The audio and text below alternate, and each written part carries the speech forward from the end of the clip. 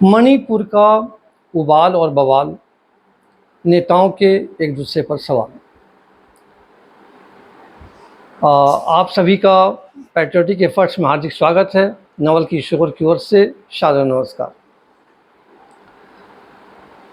मणिपुर में दंगे हो रहे हैं, बवाल हो रहे हैं। 160 से ज़्यादा लोग ऑफिशियली मारे जा चुके हैं। 5000 से ज़्यादा लोग घायल हो चुके हैं। लगभग 6000 केसेस दर्ज हो चुके हैं और लगभग 7000 लोगों को अभी तक गिरफ्तार किया जा चुका है। हिंसा अभी भी वहाँ छिटपुट जारी है। यहाँ दिल्ली में नेताओं के जमघट में सत्ताधारी दल और विपक्षी दल के नेता एक दूसरे पर मणिपुर को लेकर तरह तरह के सवाल कर रहे हैं। इन सवालों का उत्तर शायद ही कोई दे पाए। मणिपुर में जो कुछ भी हो रहा है उसका सच तक पहुंचना शायद बहुत कठिन है।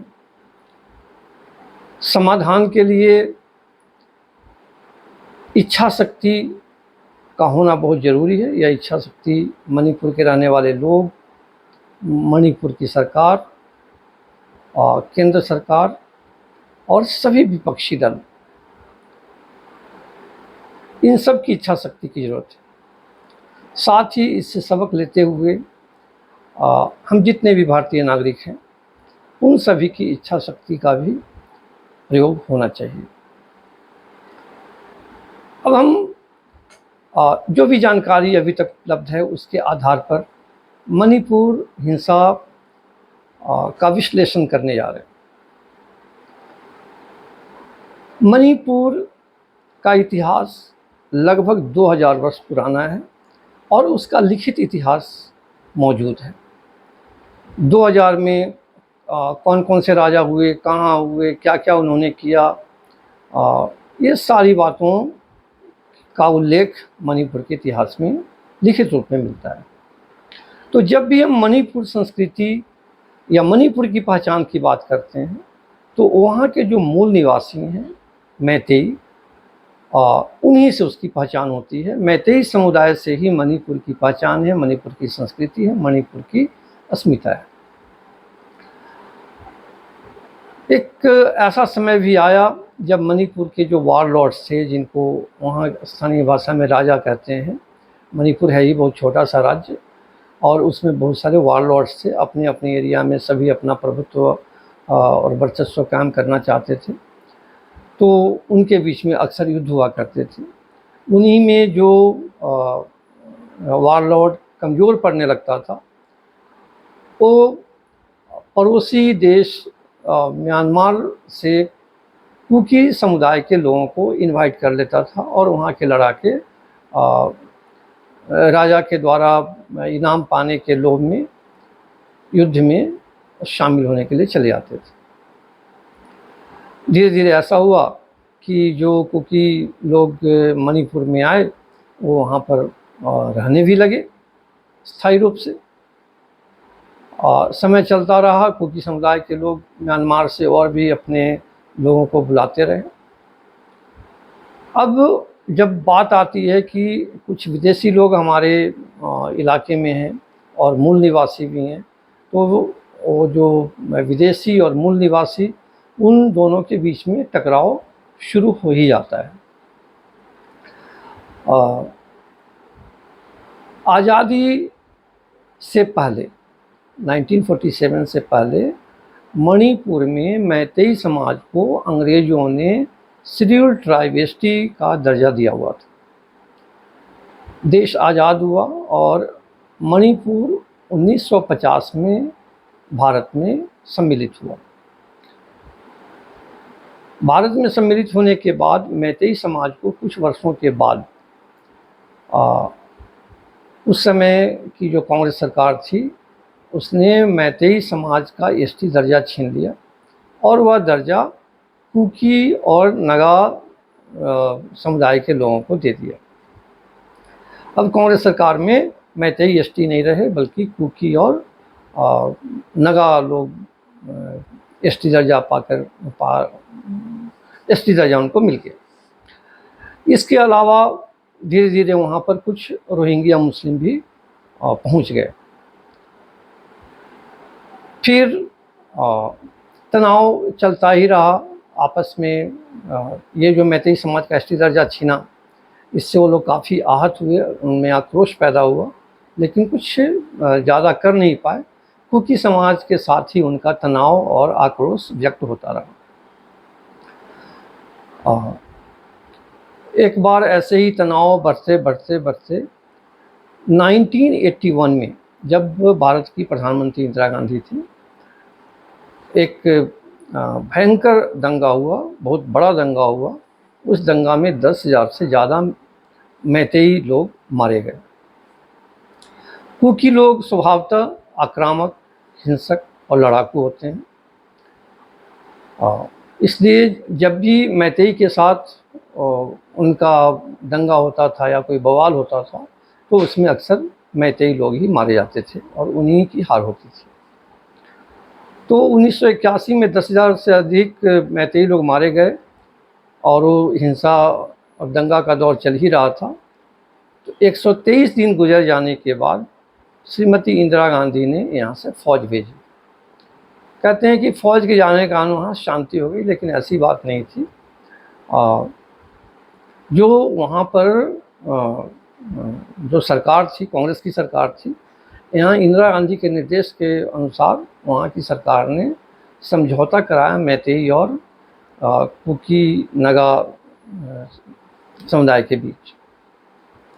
जब भी हम कुकी कहें तो आप उसके साथ नगा को भी शामिल समझें। उस समझौते के अनुसार वही शांति समझौता था, फौज का कोई विशेष रोल नहीं था। उस समझौते के तहत ये हुआ कि मणिपुर के जो भी पहाड़ी इलाके हैं उनमें कुकी रहेंगे, और जो तराई या घाटी वाले इलाके हैं, मैदानी इलाके हैं, उसमें मैतेई रहेंगे। पहाड़ी इलाके लगभग 90% हैं, और जो इम्फाल और उसके आसपास के जो क्षेत्र हैं वो लगभग 10% है मैदानी इलाके। तो मैतेई समाज की संख्या कुकी समाज से ज़्यादा रही है, लगभग 66%, और 34% के करीब कुकी और नगा रहे हैं। तो 66% जनता लगभग 10% इलाके में समेट दी गई, और 34% जनता को मणिपुर का 90% हिस्सा दे दिया गया। नियम के मुताबिक ये हुआ कि मैतेई समाज के लोग ऊपरी जो पहाड़ी इलाका है वहाँ पर ज़मीन नहीं खरीद सकते थे, जबकि कुकी लोग मैदानी इलाके में ज़मीन खरीद सकते थे। धीरे धीरे जो मैदान पहाड़ी इलाके थे वहाँ से कुकी लोगों ने मैतेई समाज के लोगों को मार मार कर भगा दिया, और सारे मैतेई पहाड़ी इलाके छोड़कर मैदानी इलाके में आ गए। लेकिन एक जो तनाव था, एक आक्रोश था, वो मैतेई समाज में कम नहीं हो रहा था, लेकिन सरकार की उपेक्षा या दबाव के कारण वो शांत रहते थे, और फिर बीच बीच में उबाल आ जाता था। छोटी मोटी घटनाएं, छिटपुट हिंसा होती ही रही। 2008 में फिर से वहाँ दंगे भड़क गए, काफ़ी लोग उसमें मारे गए। उस समय सरदार मनमोहन सिंह प्रधानमंत्री थे, सोनिया गांधी उनके ऊपर काम करती थी, और सोनिया गांधी जी के निर्देश पर ही मनमोहन सिंह सारे डिसीजन लेते थे, आप सभी को पता ही है। तो सोनिया गांधी के निर्देश पे मनमोहन सिंह जी ने मणिपुर की सरकार को फिर से निर्देश दिया। उस निर्देश के तहत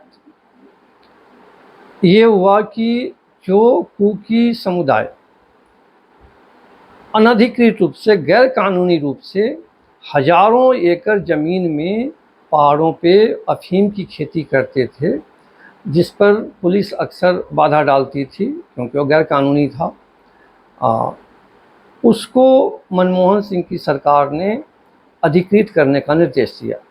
यानी अब कुकी समाज आराम से हज़ारों एकड़ ज़मीन पर अफ़ीम की खेती कर सकते थे और पुलिस कोई कार्रवाई नहीं करती। अब ये अफ़ीम का मामला क्या है? कुकी समाज ने अफ़ीम की खेती करना शुरू कर दिया था बहुत पहले से ही, और इसमें उसकी सहायता के लिए चीन, पाकिस्तान, म्यांमार और अफ़गानिस्तान की सरकारें भी होती थीं और वहाँ के एजेंट्स भी वहाँ पर काम करते थे। चीन की शुरू से ही मणिपुर पर नज़र थी। ये वही मणिपुर है जिसकी राजधानी इम्फाल में म्यांमार की तरफ से जब नेताजी सुभाष चंद्र बोस ने प्रवेश किया था तो इम्फाल से ही उन्होंने घोषणा की थी दिल्ली चलो, और मणिपुर होते हुए ही उनको दिल्ली पहुंचना था, उनकी इंडियन नेशनल आर्मी को, आज़ाद हिंद फौज को। तो ये लोग अफ़ीम की खेती करते थे और अफ़ीम की खेती कर कर के अरबों खरबों रुपए कमाने लगे, जिसमें वहाँ बहुत सारे माफिया और आतंकवादी संगठन का गठजोड़ हो गया जो अफ़ीम की खेती को प्रोटेक्ट करते थे। और ये जो लोग थे पुलिस से या फौज से मुकाबला कर सकें कुकी समुदाय के लोग, इसके लिए माफिया और आतंकी संगठन ने कुकी लोगों को भरपूर मात्रा में आधुनिक हथियार की आपूर्ति करना शुरू कर दिया था। इसके कारण मणिपुर की पुलिस या वहाँ जो अर्धसैनिक बल या सेना के लोग तैनात थे, उन लोगों को भी मुकाबला करने में काफ़ी कठिनाई होती थी और उसमें बीच बीच में पुलिस और सेना के लोग मारे भी जाते रहे। लेकिन उसके बावजूद भी केंद्र की कांग्रेस सरकार ने कुकी लोगों का ही साथ दिया। साथ ही वहाँ पर ईसाई मिशनरियों को खुली छूट दे दी गई कि जितना तुम धर्मांतरण कर सकते हो करो। नतीजा ये हुआ कि लगभग पूरा का पूरी कुकी समाज और नगा समाज ईसाई बन गया, क्रिश्चियन बन गया, और उनकी नज़र जो मैतेई समाज के लोग थे इन पर भी पड़ने लगी। यहाँ तक कि कुछ मुस्लिम मौलाना और इमाम भी वहाँ पहुँचे और मैतेई लोगों का इस्लाम में धर्मांतरण कराना शुरू किया, जिसका नतीजा यह है कि आज के डेट में मैतेई समाज में ही 8% लोग मुस्लिम हो चुके हैं। और ये जो मतांतरित मुस्लिम हैं ये लोग भी काफ़ी खूंखार और हिंसक हो चुके हैं मैतेई समाज के विरुद्ध। लेकिन कभी कभी अगर उनको मौका मिलता है तो आसपास के कुकी परिवारों पर भी हमला करके लूटपाट कर लेते हैं और अपनी आर्थिक स्थिति मजबूत करने की कोशिश करते हैं। और कुकी समाज और मैतेई समाज दोनों लोगों के ऊपर वो इस्लाम में धर्मांतरित कराने के लिए लगातार डोरे डालते रहते हैं। तो ये अफ़ीम का मामला है जिसको 2008 में सोनिया गांधी के नेतृत्व में मनमोहन सरकार ने अधिकृत कर दिया कि करो और कोई भी पुलिस तुम्हारे ऊपर रेड करने नहीं जाए। कुकी समाज की हर मांग मानी जाती रही और इसी के आधार पर वहाँ पर शांति की स्थापना होती रही। 2010 में मैतेई समाज ने अपनी समस्या को निपटाने के लिए, अपनी समस्या से मुक्ति पाने के लिए मणिपुर के हाई कोर्ट में याचिका दायर की कि हमें भी एसटी का दर्जा दे दिया जाए, क्योंकि जो मैतेई समाज था उसको ज़मीन खरीदने का अधिकार नहीं था कुकी इलाके में, लेकिन कुकी लोग मैतेई वाले इलाके में ज़मीन खरीद सकते थे। याचिका दायर की गई, कोर्ट में सुनवाई चलने लगी, लेकिन देर हो रही थी। तो 2012 में केंद्र सरकार को मैतेई समाज ने पत्र लिखकर कहा कि हमें एसटी का दर्जा दे दिया जाए। सरकार भी उसको टालती रही। अब हुआ क्या कि 2023 में 27 मार्च को मणिपुर हाई कोर्ट ने अपना एक फैसला सुनाया। फैसला ये सुनाया कि सरकार को चाहिए कि मैतेई समाज को एसटी का दर्जा दे दिया जाए। इसके ऊपर कुकी समाज अचानक से उबल पड़ा और वो अपना क्रोध जाहिर करने के लिए जगह जगह थोड़े बहुत उत्पात करने लगे। 28 अप्रैल को मणिपुर के मुख्यमंत्री श्री एन बीरेन सिंह को एक जिम का उद्घाटन करने जाना था। वो पहुंचते उसके पहले ही कुकी समाज के लोगों ने उस जिम को आग लगा दी और जिम को जला दिया और जहां तहां हिंसा करना शुरू किया। लेकिन वो छिटपुट हिंसा थी। 3 मई को कुकी समाज के युवाओं ने एक बड़ा जुलूस निकाला जिसमें कहते हैं कि लगभग 60,000 लोग शामिल थे। उस जुलूस में ये अफवाह फैला दी गई कि कहीं किसी जगह पर एक कुकी परिवार को मैतेई लोगों ने मारा पीटा, उनका घर जला दिया है। इस पर वो 60,000 की जो जुलूस थी वो पूरी तरह आक्रोश में आ गई और जिसको जहाँ जैसे मिला वैसे मैतेई समाज के लोगों के घर जलाने शुरू किए, दुकानें जला दी, मारा पीटा, कुछ लोगों की हत्या हो गई। इस ढंग से चलता रहा। ये 3 मई और 4 मई को कुकी समुदाय के लोगों ने मैतेई समाज पर हिंसा का खूब कहर बरपाया। लेकिन 2 दिन के बाद से ही मैतेई समाज ने भी मोर्चा लेना शुरू किया और इन्होंने भी हिंसा का जवाब प्रतिहिंसा से देना शुरू किया। प्रहार और प्रतिशोध इसका सिलसिला चल पड़ा। अभी तक के ऑफिशियल रिकॉर्ड के मुताबिक यही कि 160 लोग मर चुके हैं, मारे जा चुके हैं। 5,000 और 6,000 की बात हमने बताई कि 5,000 से ज़्यादा लोग घायल हो चुके हैं, लगभग 6,000 केस दर्ज हुए हैं, लगभग 7,000 लोग गिरफ्तार हो चुके हैं। तो पीछे जो एक वीडियो वायरल हुआ जिसमें 2 महिलाओं को निर्वस्त्र दिखाया गया, हालांकि उसमें एक और भी महिला थी और उनको परेड कराया गया, उनका सामूहिक रेप हुआ, गैंग रेप हुआ। तो इस घटना को हम आइसोलेटेड रूप में नहीं देख सकते, पूरे ऐतिहासिक परिप्रेक्ष्य में ही हमें देखना पड़ेगा। साथ ही हिंसा प्रतिहिंसा, प्रहार और प्रतिशोध इसके संदर्भ में भी देखना पड़ेगा। एक और बात भी है कि महिलाओं को क्यों टारगेट किया गया। इसके 2 कारण हैं कि ये कुकी समाज के लोगों ने ये शुरू किया कि पुरुषों को मारो तो मारो पीटो ही। यहाँ तक कि कुछ वीडियो ऐसे भी आए हैं जिसमें कि मैतेई समाज के लोगों को पकड़ के हाथ पर बांध करके बैठाया गया और पीछे जाकर सिर में गोली मार दी गई। इसके साथ ही मैतेई महिलाएं जहाँ कहीं भी उनको मिली, उनके साथ भी कुकी समाज के लोगों ने वैसा ही घिनौना और विभत्स बर्ताव किया जैसा कि आपको इसमें दिखाई देता है वीडियो में। अब इसको रोकने के लिए पुलिस या अर्धसैनिक बल के लोग जो वहाँ मौजूद थे, उन लोगों में से भी कई लोग घायल हुए और कुछ लोगों की हत्या हो गई।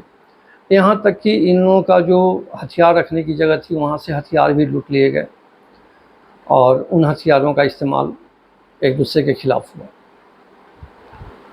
तो अब बात यहाँ सिर्फ ये क्या है कि अफीम की खेती को रोकने की बात है। एक तो ये जो 27 मार्च को हाई कोर्ट का फैसला आया, उससे पहले काफ़ी आक्रोश था। उस आक्रोश के पीछे कारण ये भी था कि मणिपुर में भाजपा की पूरे बहुमत से सरकार बन गई और इस सरकार को केंद्र सरकार से शायद ये संकेत था या निर्देश था कि अफीम की खेती को बंद कराया जाए। जो क्रिश्चियन मिशनरीज़ वहाँ पर हिंदुओं का धर्मांतरण करा रहे हैं उस पर रोक लगाई जाए, उन पर शिकंजा कसा जाए। और साथ ही जो कुकी समाज के लोगों ने पहाड़ों पे, जंगलों में जो ज़मीन पर अतिक्रमण कर लिया था, अवैध रूप से वहाँ घर बना लिए थे, वहाँ पर बस्ती बना ली थी, वहाँ पर खेती बाड़ी शुरू कर दी थी, वहाँ बसावट कर ली थी, उसके खिलाफ भी सरकार ने पुलिस को भेजा और उनको हटाने की बात की। कुकी समाज ने कहा कि जब ये हमारी ज़मीन है, हमारा जंगल है, हमारा पहाड़ है, तो इसमें सरकार कौन होती है कोई भी इंस्ट्रक्शन देने वाली। तो इन सब सारी चीज़ों से कुकी समाज पहले से ही बहुत ज़्यादा आक्रोशित था, बहुत गुस्से में था, क्रोध में था। और इसी बीच Allahabad high court, sorry Manipur high court का फैसला आ गया। वो फैसला भी मामूली फैसला था। सरकार को सलाह दी गई थी कि इनको एसटी का दर्जा दिया जाए। सलाह को मानना नहीं मानना सरकार के ऊपर डिपेंड करता था। इसके अलावा कुकी समाज के लोग सुप्रीम कोर्ट में जा सकते थे, सरकार के पास जा सकते थे, शांतिपूर्ण प्रदर्शन कर सकते थे, इस डिसीजन के रिव्यू के लिए अपील कर सकते थे। बहुत सारे अभी रास्ते बचे हुए थे, लेकिन बहुत आरंभ से ही उन्होंने अपनी समस्याओं का समाधान हिंसा के द्वारा ही किया और सरकारें उनकी बातें मानती रहीं। इसलिए इस बार भी उन्होंने हिंसा का इस्तेमाल करने को ही सबसे अचूक उपाय समझा। एक बात और भी है कि महिलाओं के साथ ही ऐसा क्यों हुआ, तो कुकी समाज महिला प्रधान समाज है। जैसे पूरे भारत में ज़्यादातर जगहों पर पुरुष प्रधान समाज है, वहाँ पर परिवार या समाज के निर्णय अधिकांशतः पुरुष लेते हैं। लेकिन मेघालय की खासी प्रजाति जो है उसमें भी वो भी महिला प्रधान समाज है। उसी ढंग से कुकी समाज भी महिला प्रधान समाज रहा है। तो इसमें महिलाओं की भूमिका काफ़ी प्रभावी रही है। अधिकांश डिसीजन ये महिलाएं लेती हैं और वह भी अपने पुरुषों के साथ मिलकर हिंसा में, दंगे में, लड़ाई में बढ़ चढ़कर हिस्सा लेती हैं, बल्कि कई जगह वो नेतृत्व करती हुई भी मिलती हैं। इसलिए भी जो मैतेई समाज के लोग हैं, कुकी समाज की महिलाओं के प्रति भी उनके मन में आक्रोश रहा है। तो इन सब सारी बातों को ध्यान में रखते हुए हमें मणिपुर की तमाम बातों के बारे में सोचना है, क्योंकि यह वस्तुतः मूल निवासियों और विदेशियों के बीच वर्चस्व और प्रभुत्व की लड़ाई है। मैतेई समाज से ही मणिपुर की संस्कृति, अस्मिता, पहचान है। मणिपुरी नृत्य को जिनको हमारे रविन्द्रनाथ टैगोर ने प्रमोट किया था, वह मणिपुर नृत्य भी मैतेई समाज की ही देन है। तो अभी जो गिरफ्तारी हुई है यहाँ पर, ये वीडियो वायरल होने के बाद, उस गिरफ्तारी में जिन 2 लोगों को अरेस्ट किया गया है, उनमें एक का नाम मोहम्मद इबुंगो है और दूसरे का नाम तोम्बा खान है। मोहम्मद इबुंगो को अब्दुल हिलीमी भी कहते हैं। इसके अलावा जो मुस्लिम मैतेई लोग हैं, उन्होंने पीपल्स लिबरेशन आर्मी नामक एक आतंकी संगठन भी बना रखा है, जो भारतीय सेना के खिलाफ गुरिल्ला युद्ध छेड़ रखा। इनके एक संगठन का नाम पीपल्स रिवोल्यूशनरी पार्टी ऑफ कांगली पाक यानी प्रेपाक भी है, और वह भी लगातार भारतीय फौज से गुरिल्ला युद्ध करती रही है। ये इसको आतंकवादी संगठन भी आप कह सकते हैं। तो इसमें जो वहाँ मुस्लिम समाज हैं, जिसमें कि मैतेई मुस्लिम और रोहिंग्या मुस्लिम, पाकिस्तान से आए हुए कुछ मुस्लिम, इन लोगों का भी रोल है, जिस रोल को समझना हमें ज़रूरी है। कांग्रेस और वामपंथियों ने शुरू से ही ईसाई कुकियों को अल्पसंख्यक होने के कारण आरक्षण दे रखा था, लेकिन आज पूरा कुकी समुदाय ईसाई बन चुका है।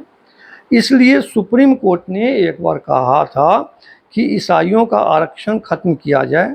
इस पर कुकी और अन्य ईसाइयों ने मैती हिंदुओं को मारना शुरू कर दिया था। बाद में हिंदुओं ने भी प्रतिक्रिया की। अब क्या है कुछ मुख्य राजनीतिक दलों को अफीम की खेती नष्ट होने से आर्थिक नुकसान हो रहा है, क्योंकि वहाँ जो अफीम की खेती होती थी उससे जो व्यापार होता था उसके फ़ायदे इन दलों को भी मिल रहा था। इसके कारण ये दल बेचैन हैं, परेशान हैं। कुछ हिंदू विरोधी दलों को ईसाई मिशनरियों पर कसे शिकंजे के कारण बेचैनी हो रही है, क्योंकि इनका भी एजेंडा था कि मणिपुर में नागालैंड की तरह या मिज़ोरम की तरह अधिक से अधिक लोगों को ईसाई बनाया जाए। मणिपुर पर कब्जा करने का चीन का भी सपना टूटने लगा है।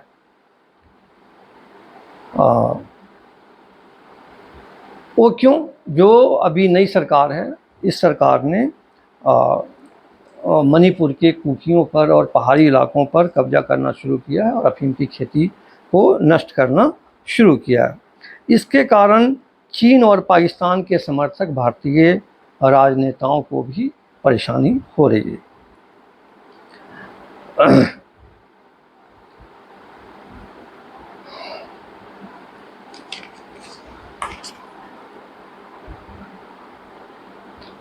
जो अफीम की खेती यहाँ हो रही थी मणिपुर में, उसका पूरे भारत पर बुरा असर पड़ रहा था। आप लोग जो देख रहे हैं कि पंजाब में नशीली दवाओं का कारोबार काफ़ी बढ़ गया है, तो वहाँ जो अफ़ीम आता था वो अफ़ीम मणिपुर से ही आता था। और इसके अलावा पूरे देश में भी मणिपुर की सप्लाई शुरू हो गई थी और इस अफ़ीम के व्यापार में चीन, म्यांमार, पाकिस्तान, अफ़गानिस्तान भी लाभान्वित हो रहे थे। उन्हें भी भरपूर फ़ायदा मिल रहा था। और भी बहुत सारी बातें हैं, सारी बातों को डिस्कस करना अभी फ़िलहाल संभव नहीं है। आज इतना ही। नमस्कार।